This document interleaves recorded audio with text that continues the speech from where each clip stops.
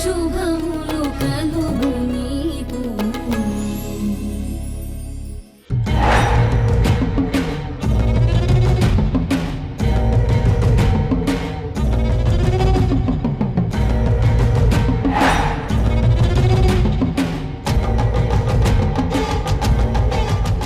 అందరినీ తీసుకుని ఇంటి మీదకే గొడవకొచ్చింది.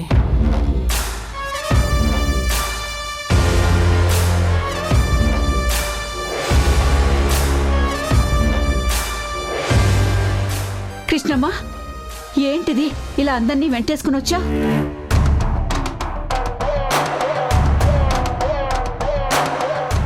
పెళ్ళికొడుకేంటి ఇలా అయిపోయాడు?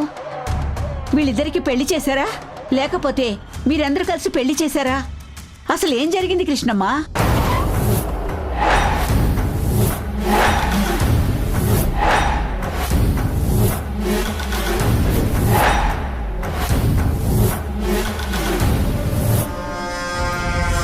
ద్రోహం, దుర్మార్గం, మోసం, దారుణం. ఏం జరగలేదని చెప్పమంటావు పిన్ని? కృష్ణమ్మ, ఈ అరుంధతి ఆవిడ కూతురు కలిసి ఎంత దుర్మార్గానికి తలపెట్టారో చెప్పమంటావా? కృష్ణ తులసి,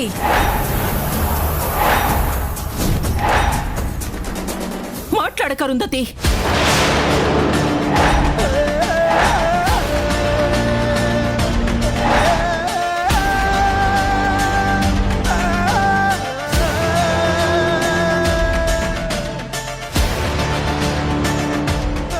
నీకు మాట్లాడే అర్హత లేదు.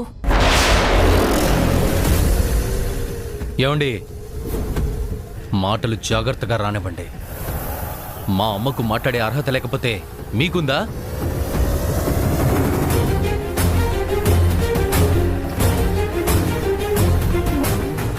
విక్కీ, జరిగిన దానికి సాక్షివై ఉండి నువ్వు ఎలా మాట్లాడుతున్నావు? అసలు ఏంటి చెప్పు, ఏంటి నువ్వు చెప్పు. అల్లుడు గారు, మీరు మధ్యలోకి రావద్దు. వచ్చి మీ మర్యాద పోగొట్టుకోవద్దు.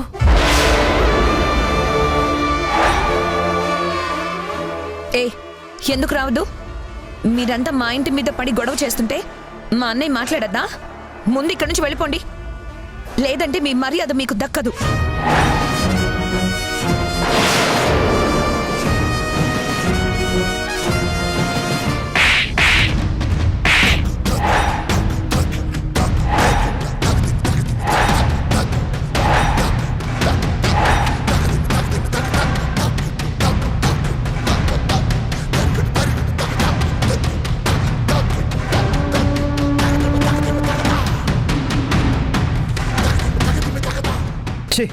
నువ్వు అసలు ఆడపిల్లవేనా? అసలు నువ్వు మనిషివేనా? అల్లుడు గారు, నన్ను అలా పిలిచే అధికారం మీకు లేదు. నా కూతుర్ని కొట్టే అధికారం మీకుందా? ఉందే. చరణ్, అసలు నువ్వు ఇంకా ఏ మొహం పెట్టుకుని అలా ఆశపడుతున్నావు?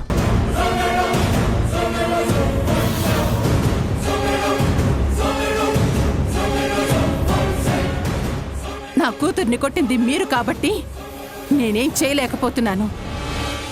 వీళ్లలో ఎవరైనా ఈ పని చేసుంటే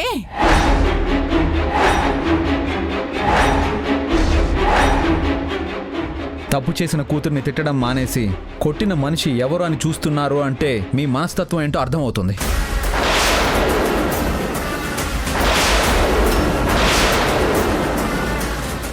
నేనేం తప్పు చేయలేదు. నా జీవితాన్ని బాగు చేసుకోవాలనుకున్నాను. నార్మల్. ఇంత దుర్మార్గం చేసి మళ్ళీ నోరు తెరిచి మాట్లాడుతున్నావా? వీళ్ళందరి ముందు రేఖని తక్కువ చేసి మాట్లాడుకు చరణ్.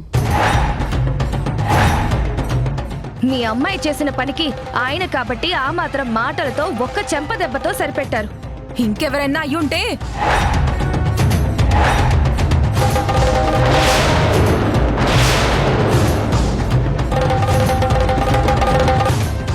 ఏయ్, మీరెందుకే మాట్లాడుతున్నారు? మీ అమ్ముందిగా. కృష్ణమ్మ, అసలేం జరిగింది? ఈ రేఖ నా పెద్ద కూతురు జీవితాన్ని నాశనం చెయ్యాలని చాలా పెద్ద నాటకం ఆడింది.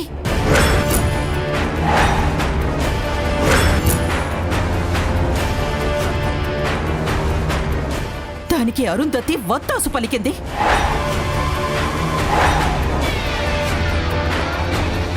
ఇదిగో వీణ్ణి తీసుకొచ్చి నా కూతురికి కట్టబెట్టి తన జీవితం నరకంగా మార్చాలని చూసింది.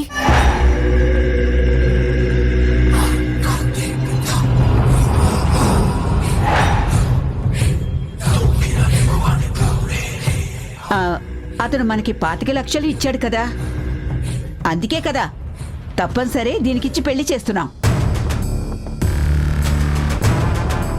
ఆ 25 లక్షలు అసలు అతనికిచ్చింది రేఖే అమ్మమ్మ.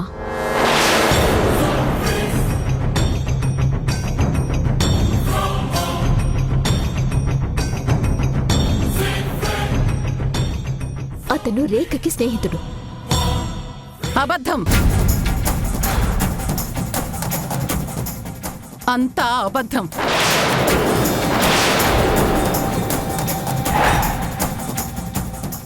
అలాంటి వాణ్ణి నా కూతురు ఫ్రెండ్ అని ఇంకో కథ అల్లడానికి వచ్చారా మీరు?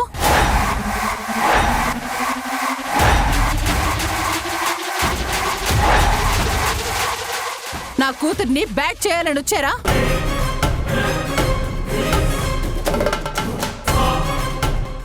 అసలు అతనెవరో మాకెవ్వరికీ తెలీదు.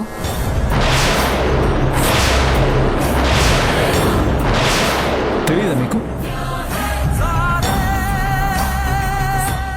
ఇదిగో ఇతనెవరో మీకు తెలీదా? రేయ్, వాళ్ళకి నువ్వు తెలీదంట. ఏమో, వాళ్ళకి నేను తెలుసలేదో నాకెలా తెలుస్తుంది?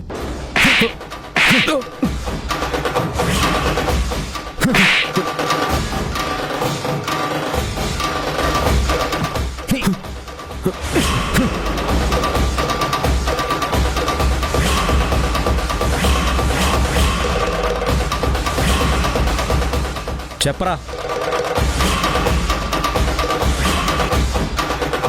అబ్బా, చాలా పెయిన్గా ఉంది. ఆల్రెడీ చావంచులో నిలబెట్టాడు. నేను ఇప్పుడు నిజం చెప్పకపోతే ఇప్పటికిప్పుడే నిజంగా చంపేస్తాడు. సారీ రేఖ. ఏయ్ చెప్పరా. సార్ నిజం చెప్తున్నాను. తను నేను రాజస్థాన్ జైపూర్లో ఓ రిచ్ స్కూల్లో కలిసి చదువుకున్నాం.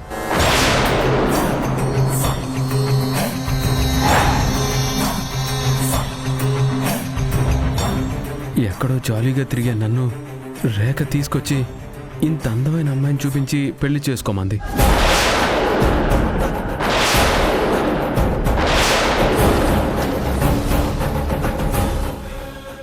ఎదురు డబ్బులు ఇస్తానని చెప్పింది.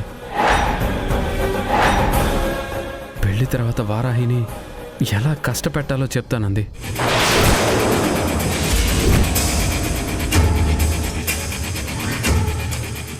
అంతేగాని నేనే ఐలయ్య కొడుకుని కాదు, పెంచలయ్య కొడుకుని కాదు.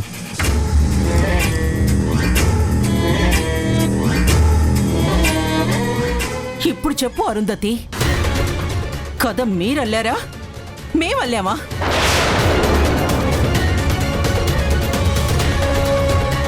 నా కూతురు జీవితం నీ కూతురు నాశనం చెయ్యాలనుకుందా? లేదంటే నీ కూతురు జీవితం మేము నాశనం చెయ్యాలనుకున్నావా?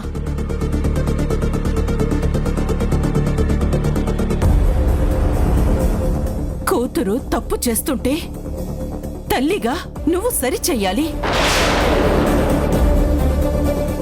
తప్పు దారినే సరైన దారి అని చెప్పి సరైన దారుల్ని మూసెయ్యరు. నీ కూతురు తప్పు చేస్తుంటే దాన్ని సరిదిద్దకుండా వత్తాసు పలికి వెనక నిలబడి చూస్తూ సంతోషపడ్డం నీకే చెల్లింది అరుంధతి.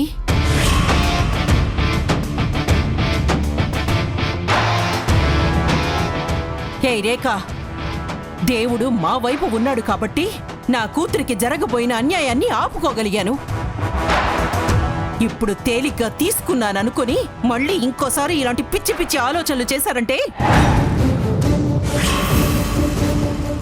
ఈసారి చరణ్ గారు చేసిన పని నేను చేస్తాను. కృష్ణ తులసి, నా కూతుర్ని కొడతానని బెదిరిస్తున్నావా? అలా చేస్తే నేను చూస్తూ ఊరుకుంటాననుకుంటున్నావా? ఇంకా నీ కూతుర్ని వెనకేసుకురాకు అరుంధతి. కూతురు నీకు ఒక్కతే ఉంది, నాకు నలుగురున్నారు.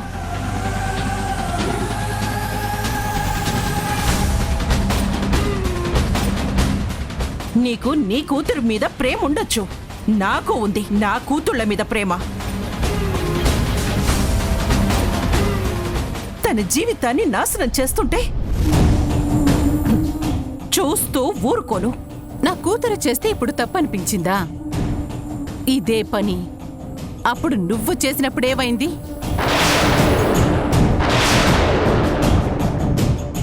ఆ రోజు నా జీవితంలోకి నీ తమ్ముణ్ణి పంపి నా జీవితాన్ని నాశనం చేయాలనుకున్నావు నువ్వు.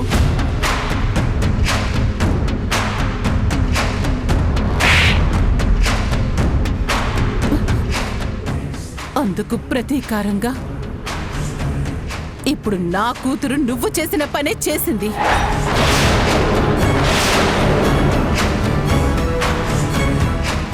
అప్పుడు నువ్వు చేసిన పని నీకు తప్పు అనిపించలేదు. ఇప్పుడు నా కూతురు చేసిన పని నీకు తప్పు అనిపిస్తుందా? అప్పుడు నేను మంచివాడైన నా తమ్ముణ్ణిచ్చి చెయ్యాలనుకున్నాను, కాని వాడు చెడ్డవాడని తెలిసాక ఆ పెళ్లి ఆపడానికే ప్రయత్నించాను. ఈ పెళ్లి వద్దు అని చెప్పడానికి వీలు లేకుండా ఇది పెళ్లి అవ్వకముందే తల్లయింది.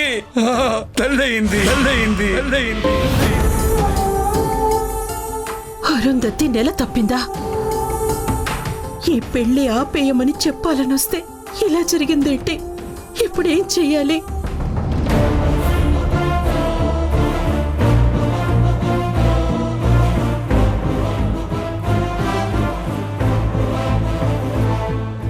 కానీ నీ కూతురు కావాలని ఓ దుర్మార్గుణ్ణి ఏరి కోరి తీసుకొచ్చి నా కూతురి జీవితంలోకి పంపించింది.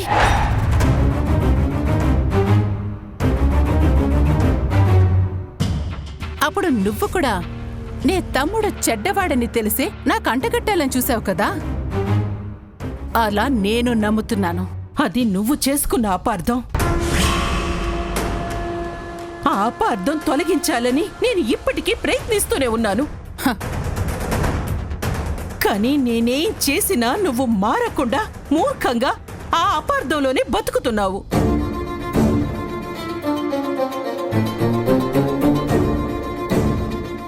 నిన్ను మంచి చేసుకోవాలనే ప్రయత్నం చేస్తూ నా కూతురి జీవితాన్ని చెడగొట్టుకోలేను.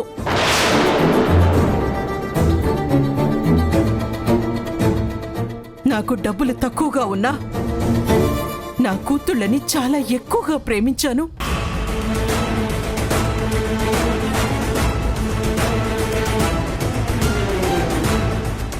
వాళ్ళ భవిష్యత్తు నా జీవితంలో కాకూడదని చాలా కష్టపడి పెంచుకున్నాను.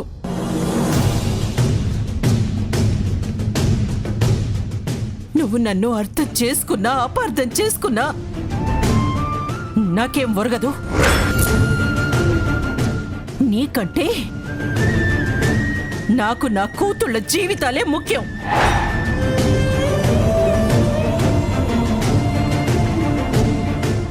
కానీ నా చిన్న కూతురు నీ ఇంటి కోడలు కాబట్టి, నీతో బంధుత్వం ఉంది కాబట్టి ఆ బంధం కొనసాగుతుంది, అంతే.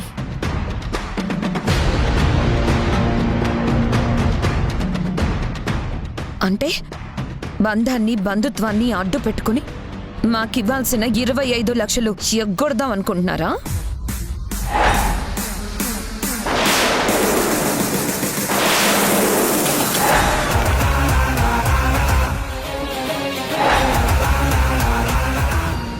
ఏంటి అలా చూస్తున్నారు అందరూ? రేఖ చెప్పింది కరెక్టే కదా?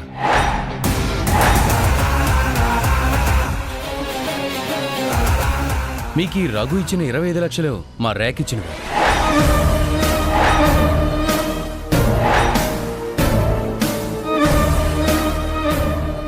ఏ రఘు చెప్పు.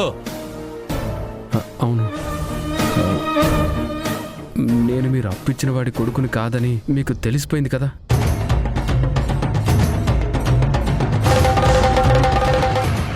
అసలు ఆ మనిషి లేడని తెలిసాక అతనికి మీరిచ్చిన అప్పు ఎక్కడుంది?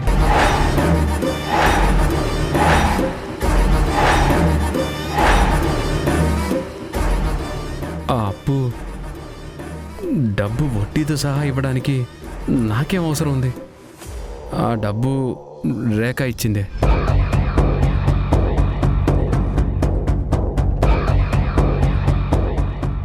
విన్నారుగా, వెంటనే వెళ్ళి ఇప్పటికిప్పుడు నా 25 లక్షలు తెచ్చి నాకిచ్చేసి అప్పుడు కదలండి ఇక్కడి నుంచి.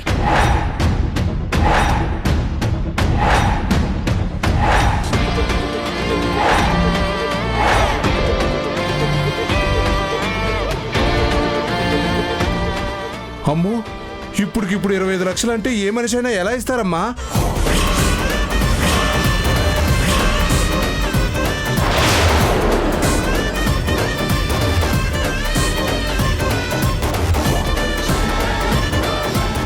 చూడమ్మా రేఖ, నువ్వు 25 లక్షలు వెనక్కి ఇమ్మంటున్నావు, అది న్యాయమే. వాళ్ళు ఇవ్వడం కూడా న్యాయమే. ఈ రెండు న్యాయాల మధ్య ఎవ్వరికి అన్యాయం జరగకూడదు కాబట్టి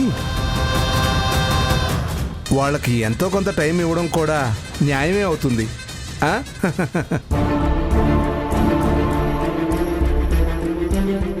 ఓకే, నేను టైం ఇస్తాను. Just 1 week.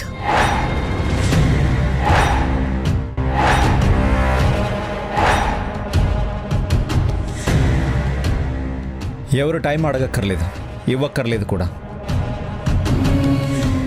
నీ డబ్బు ఇప్పటికిప్పుడు నేనే ఇచ్చేస్తాను.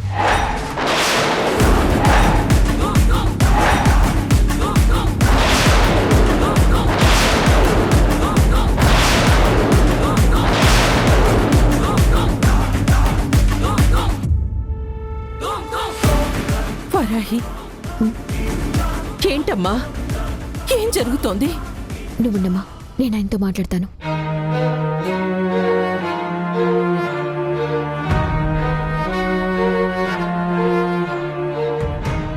చరణ్ గారు, ఏం చేస్తున్నారు? వాళ్ళ డబ్బులు నేను తిరిగి ఇచ్చేస్తున్నాను. కానీ వాళ్ళకి డబ్బులు ఇవ్వాల్సింది నేను కదా.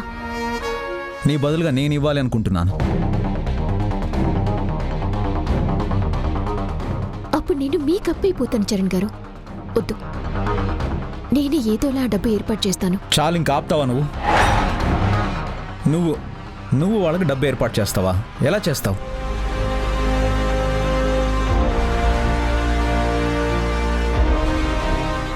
వాళ్ళు నీకు 6 నెలలు టైం ఇస్తేనే మీ చేతికి వాళ్ళకి ఇవ్వాల్సిన దాంట్లో 100వ వంతు కూడా అందలేదు. అలాంటిది ఇప్పుడు వారమే టైం ఇస్తుంది. ఎక్కడి నుంచి తీసుకొస్తావు 25 లక్షలు? నువ్వేమైనా గాల్లో నుంచి సృష్టించి ఇస్తావా? ఓ, దొంగతనం చేసామని తీసుకొస్తావా? కానీ మీకు అప్పవడం వల్ల ఇంకా చాలు వారాహి, నువ్వు ఇప్పటి వరకు వీళ్ళ మీద చూపించిన మంచితనం చాలు.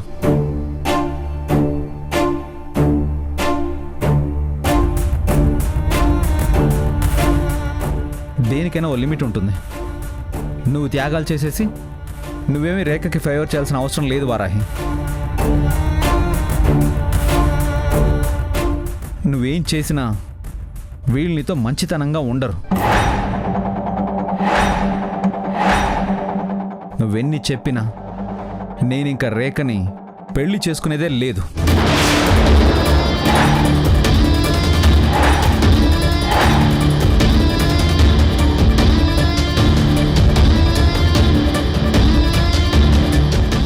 వీళ్ళని చెల్లెల జీవితాన్ని కష్టపెడతారని నువ్వేం కంగారు పడుకో. ఏం జరిగినా అని నేను చూసుకుంటాను. నీకోసం నేను నిలబడతాను.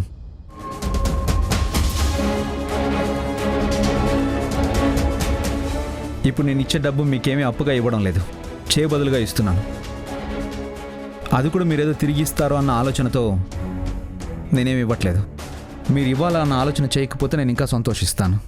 అది కాదు చరణ్ గారు. నా మీద గౌరవం ఉంటే ఇంకొక మాట కూడా మాట్లాడద్దు.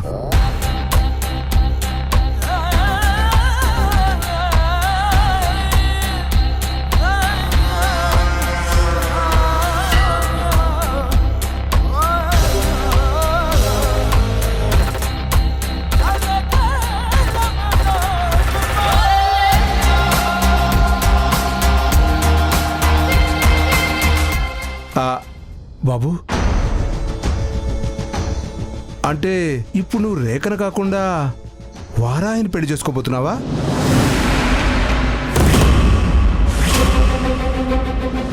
ఆ, ఆ, అంటే అది నేనేం చేస్తాను, ఎవరిని చేసుకుంటాను అనేది అది నా పర్సనల్ మ్యాటర్. అది మీకు అనవసరం.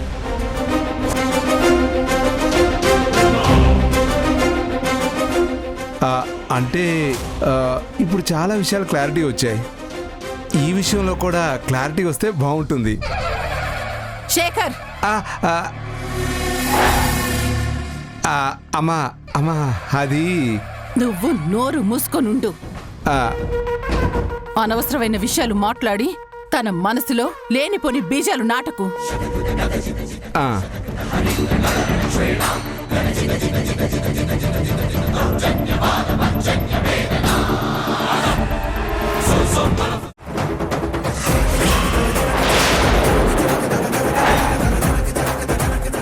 నేను నీకు ఎంతో ప్రేమతో ఇచ్చిన షర్ట్ ఎలా కాలింది? నేను సైజ్ చేయించుకోవడానికి తీసుకెళ్తే చాల్ నోర్ము. ఈ షర్ట్ నువ్వు కాల్చడం నా మీద ప్రేమంతా నటన అని మీ అమ్మకి మీ చెల్లికి చెప్పడం నేను నా కళ్ళారా చూశాను.